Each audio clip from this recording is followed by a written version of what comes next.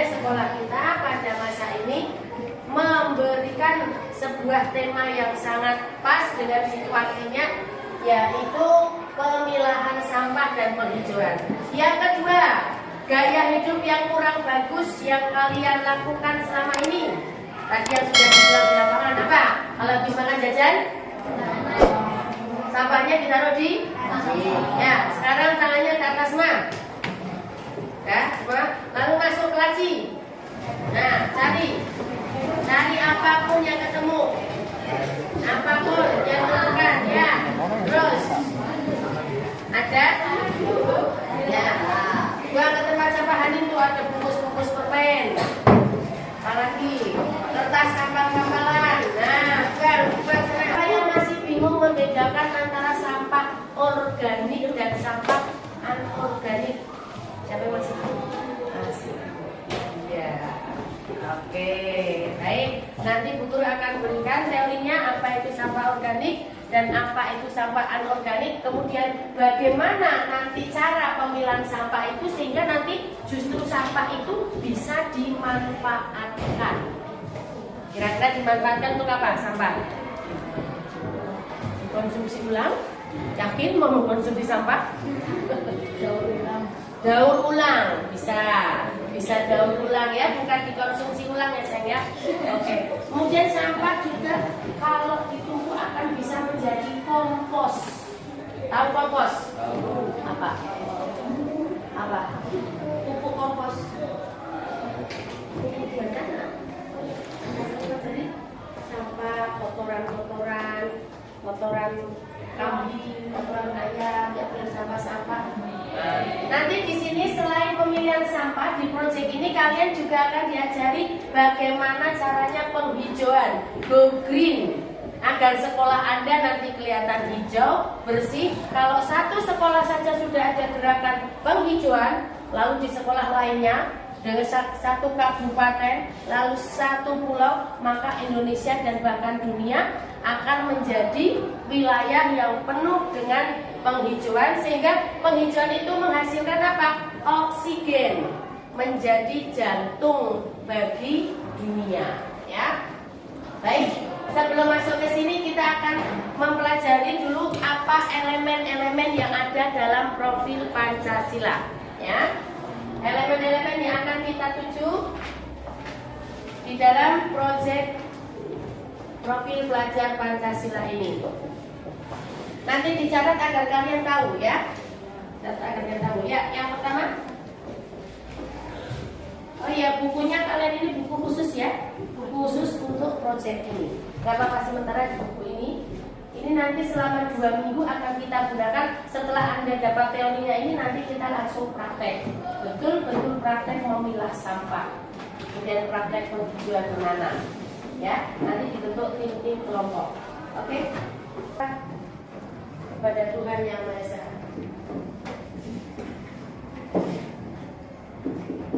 Beriman, takwa kepada Tuhan Yang Maha Esa, dan berakhlak mulia.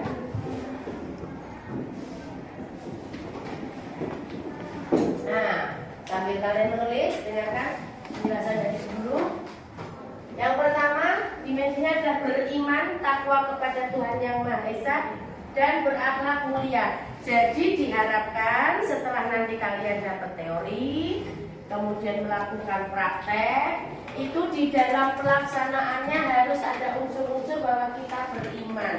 Di antaranya adalah, kalau kita sebagai umat muslim, ada yang namanya kebersihan adalah sebagian dari iman.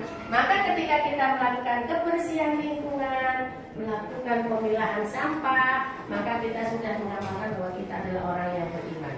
Orang yang beriman tidak akan kemproh, ya.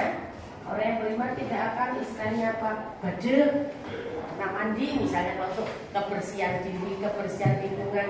Kalau orang yang beriman melihat sampah yang ada di sekitar kamu, udah langsung otomatis. Ya, itu dalam kategori adalah kita beriman ya. Suatu saat nanti ketika kamu tiba-tiba masuk kelas, kemudian ada sampah apapun, biasanya kamu akan pikir bukan saya Bu yang buang Bu, Sini bu, tidak ada seperti itu. Siapapun bisa mengambil sampah walaupun itu bukan sampahnya sendiri, kemudian dimasukkan ke tempat yang telah disediakan.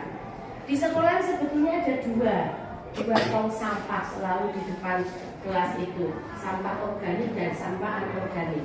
Nanti saya jelaskan apa itu organik dan anorganik. Kemudian dimensi yang selanjutnya, selain beriman tanpa kepada Tuhan Yang Maha Esa serta berakhlak mulia. Kalau orang makan lalu dibuang sembarangan itu termasuknya akhlaknya gimana? Kurang pas ya. Tapi kamu sering lihat? Sering melakukan? Ayo jujur. Sering lihat? Sering melakukan? Buang sampah sembarangan. Atau kalau kita tengok nih coba yang berada di pinggir sini. Idris, ada apa Idris? Ada apa di sana? Iya, sampah. Banyak sampah plastik. Mandiri apa? Kreatif. Jadi bocah sih kreatif. Ojo mau kreatif nyontek. Mau nyontek yang gini. Ganti nyontek yang jangan. Ya, kreatif. Entah itu mulai dari diri sendiri. Kita dituntut untuk seperti itu di masa sekarang. Kalian kalau nggak bisa apa-apa, nggak ada nilai plusnya, 0, 0. Biar tidak 0, bagaimana? Ya jadi anak yang selalu berinovasi diri. Oh iya ya, aku kayak gini ya. Kan kalian diajarin praktek itu ya, membuat makanan dari kulit pisang, ya ya. Praktek kan seperti itu. Itu salah satu kreativitas.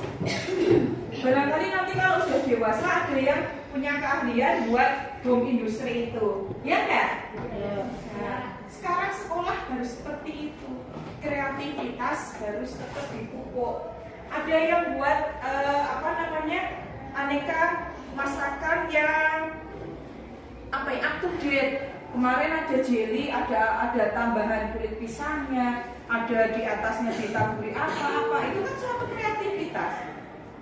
Kreatif. Dan yang keenam adalah pinter, kritis, bernalar kritis. Bu, minta waktunya, tanya Bu, ini maksudnya apa? Oke. Sekarang itu bukan momennya kamu ada yang bertanya, bukan seperti itu, udah nggak berlaku. Di kurikulum ini kalian dituntut untuk bernalar kritis, tanya. Nggak tahu ya langsung nanya, nggak jelas langsung tanya. Bu ini sih apa? Banyak yang kelas ini seperti ini, kayak kemarin misalnya ada ulangan nggak jelas. Ini sih apa Bu? Pirometer apa ya? Itu ya ada soal kan yang ada barometer, ada termometer, ada yang nanya. Ini kira-kira apa? Ya itu bagus. Bukan cuma kalau baik. Oh iya jawabannya termometer, memang benar jawabannya termometer. Tapi kan yang ketiga, lainnya kan ada satunya kalian nggak tahu ya. Nah kan tanya. Jadi berani bertanya, harus berani bertanya. Sholat 5 waktu, com, sing isih bolong. Sholat 5 waktu sing dhuwur, sing isih bolong. Isih bolong. Sholat 5 waktu nih. Nah, berarti yang poin yang pertama beriman kepada Tuhan Yang Maha Esa dan berakhlak mulia. Dicampe, diresapi. Kamu dikasih nikmat, kamu dikasih kesehatan, kamu dikasih kebahagiaan. Ini orang bersyukur apa gunanya? Caranya bersyukur bagaimana? Ya berdoa, ya enggak?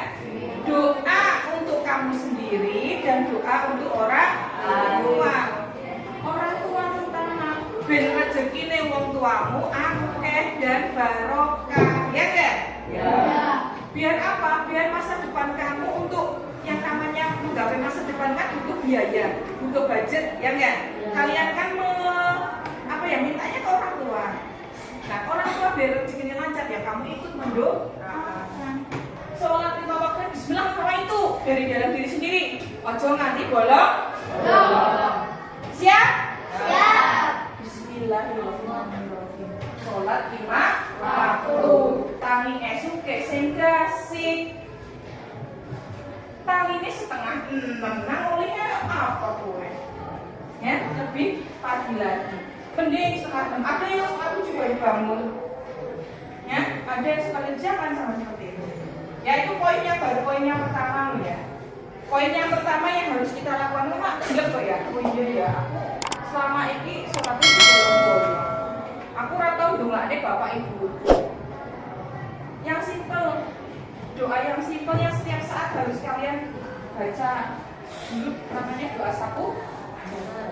Rabbana atina fid dunya hasanah wa fil akhirati hasanah wa qina adzabannar. Terus lanjut, Allahumma firli walil walidayya warhamhuma kama rabbayani shaghira. Allah Subhanahu wa taala berikan kepada kita ya. Kita menjaganya dengan sebaik mungkin ya. Yaitu tentunya dengan cara seperti membuang sampah pada tempatnya. Kemudian menjaga kebersihan lingkungan kita ya, baik lingkungan di rumah maupun lingkungan di sekolah ya. Kemudian misalkan lagi dengan cara menanam tanaman ya, supaya lingkungan yang ada di sekitar kita terlihat indah, bersih ya, kemudian hijau ya, segar ya. Kemudian kita ketika menghirup udara pun terasa bersih ya, segar ya. Kemudian yang berikutnya adalah akhlak pribadi ya. Akhlak pribadi ya, kita tadi sebagai seorang pelajar Pancasila ya, selain tadi kita berketuhanan yang Maha Esa, kita juga harus mempunyai akhlak yang baik ya. Sebagai seorang pelajar harus mempunyai akhlak yang berbeda dengan pelajar yang tidak bersekolah ya. Kemudian berperilaku kepada sesama teman, kepada orang tua di rumah, kepada ibu bapak guru di sekolah ya, dan kepada sesama manusia